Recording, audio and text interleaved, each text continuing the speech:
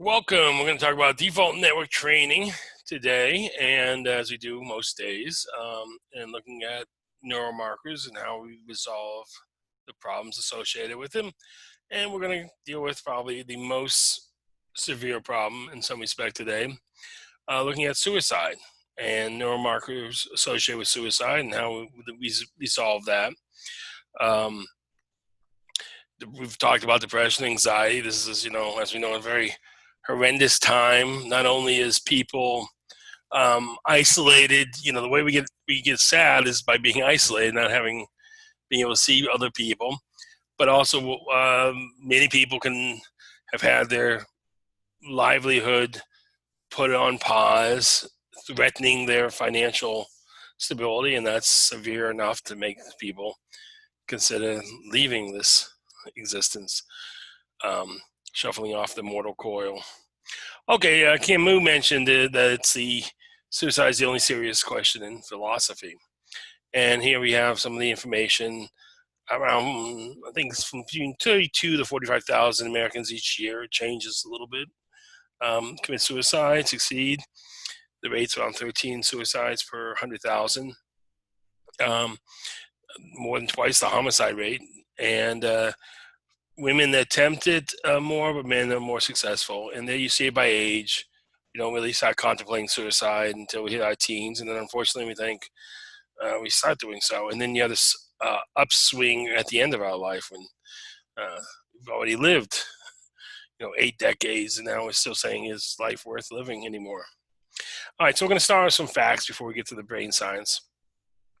And like I said, loneliness, I think, is the primary source of cause of suicide. I mean, you do have sudden changes in your material circumstances, which may be second on the list, but I think primarily it's a sense of isolation, feeling meaningless, and you feel like, okay, somehow the world doesn't understand me, and maybe the next world will. But then it comes down to, what is there in the future? Maybe we are creating this. Maybe we can never leave at some level. So all we can do is damage ourselves if we attempt suicide. So it's always a severe danger when someone's talking about it. In fact, I think the next slide, yeah. So when I typed in, started looking for some images, some figures, some data, I type in suicide in Google, this is what you get, which is probably helpful.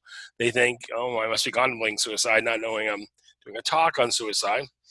But that's a nice sort of interesting feature that, again, we're trying to catch people before they do something foolish. A lot of times just change of attitude is needed. This is the rate, as you see, that men are much more successful than women. Because they use guns, and women more likely going to use pills, and pills give time for people to intervene.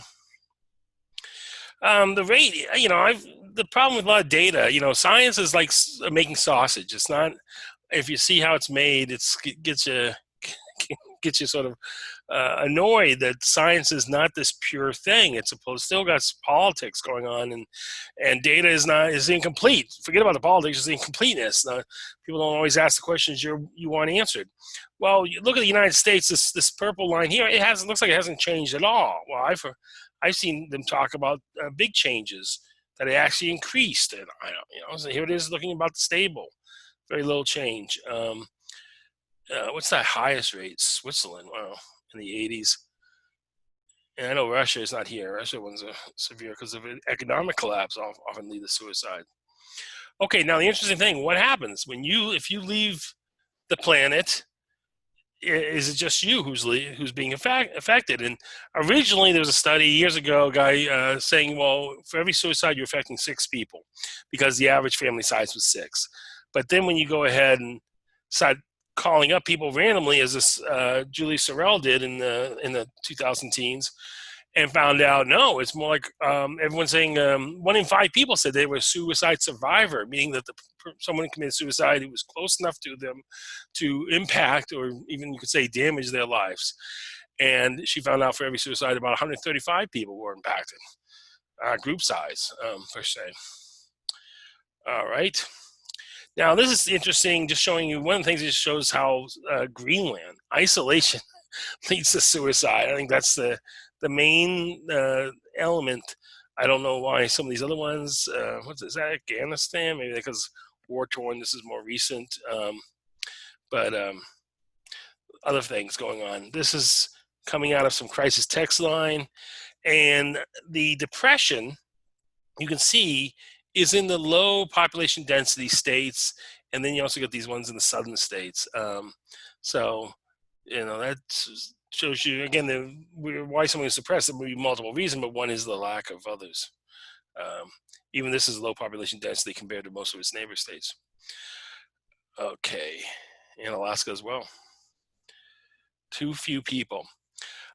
Same thing, you see it here. This is again the same area. As you can see, like over here you got the red there. That's the least populated area, though this is not that well populated either, but this one's the most highest rate.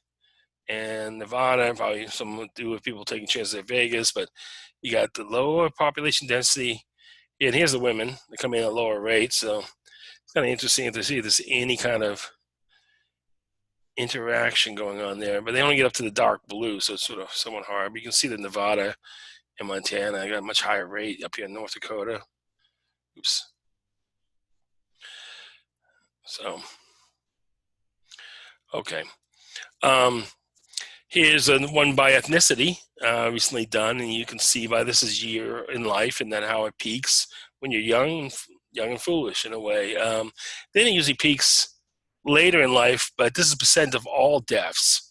So in a way, it's peaking young because you have accidents versus homicides and suicides and causing the deaths. Well, suicide is a huge percentage. By the end of life, there's actually more suicides. The rate is higher per person, but more people are dying from disease and so forth.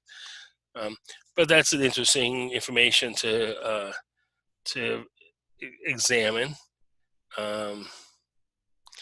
So here is there's this spike I was talking about at the end of life. This is interesting. Black man going, no, that's not black man. What is that? That's American Indian, maybe being valued at the end of life more, and that's why it's dropping.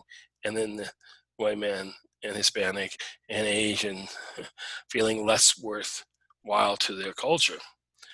Asian women, that's interesting. Starting to goes up at the end there. This is probably very useful information. But the whole point I'm bringing up this topic is because we know how to at least assess it, and that you'll be vulnerable to self-harm and suicide, and we can remove that vulnerability through neurofeedback, the default network training. That's where we're headed.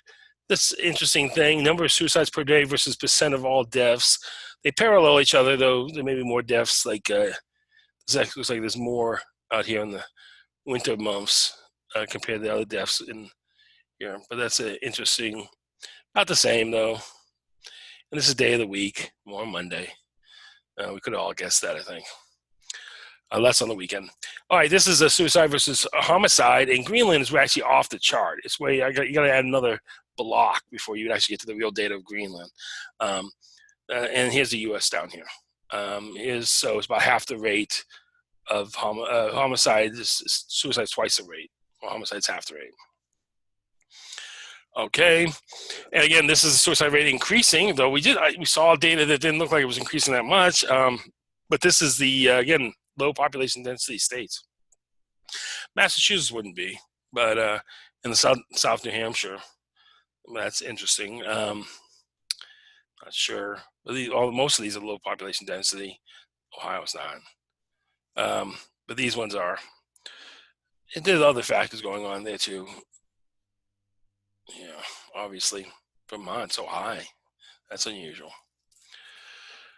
So we look at the brain in terms of the mental habits thing, because they're served by brain habits, or the mental habits create the brain habits. That the habits induce structure, which facilitate the function continuing.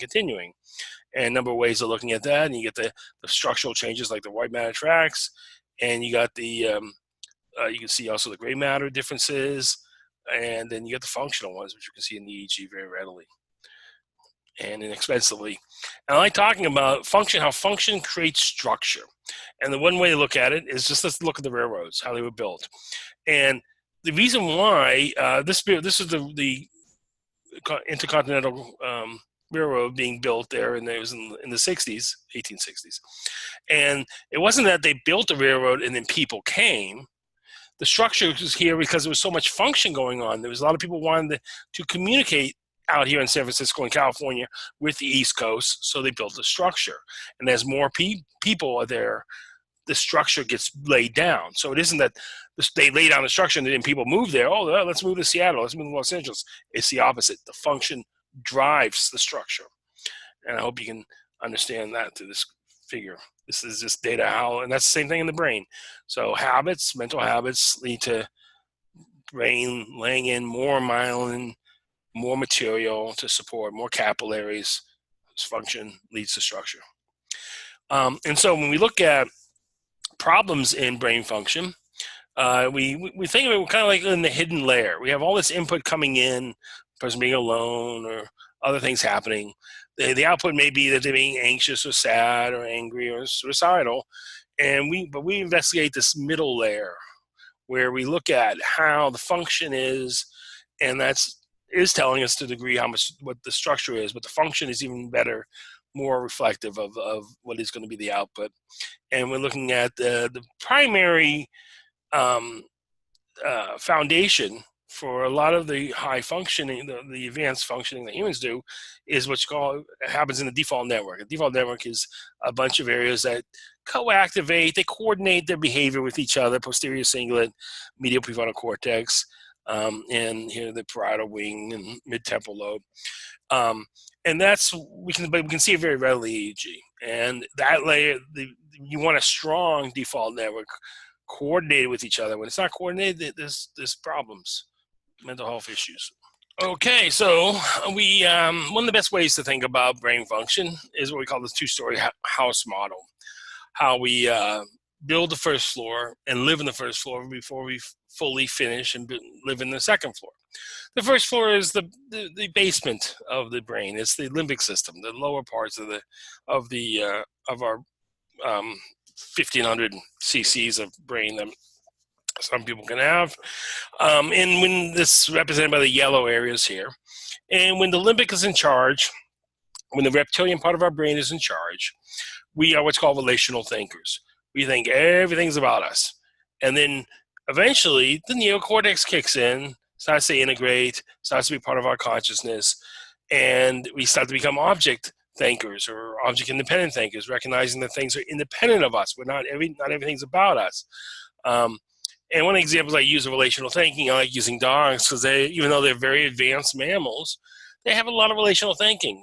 You drive along, if you had a dog in the car and someone honks, the dog often will bark back at the honking. Depends what it's doing or thinking, but it thinks that honking is about it, and it thinks everything's about it. It has all this relational thinking. It takes time, especially as a puppy, it's very relational thinking. You walk up to a dog in a hallway, you're gonna go in the elevator, the dog looks at you, nervous about you or responding to you, and you don't even care you didn't know there's a dog in the hallway. You meant to just go to the elevator, but the dog's relating to you, thinking your actions may be relevant to its existence or what it's doing or thinking. But dogs also can get object thinking, object independence, and realize that other things exist at some level, and that's what we want humans. We got to get out of that relational thinking. We got to find a balance between the relational thinking and the object thinking.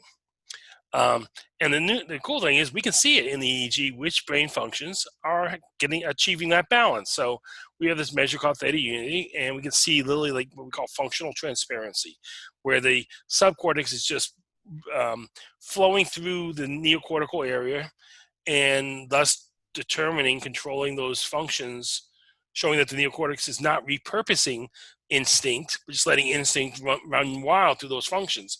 And what we do is we see this transparency when the brain is maturing, and it goes from transparency, and then it actually goes through a stage of being like too opaque, really maybe too much, not enough instinct, and we want to find a balance point. And this is a nice little diagram showing how relational thinking, where you think you're the center of the cosmos, and here everything's independent of you, and we got to find a balance point, because it's not like everything is independent of us, because we do alter the world around us. So there's need to have some level of relational thinking, but we want to find a balance point with the so it's not all relational thinking. We don't want to be a reptile, in essence.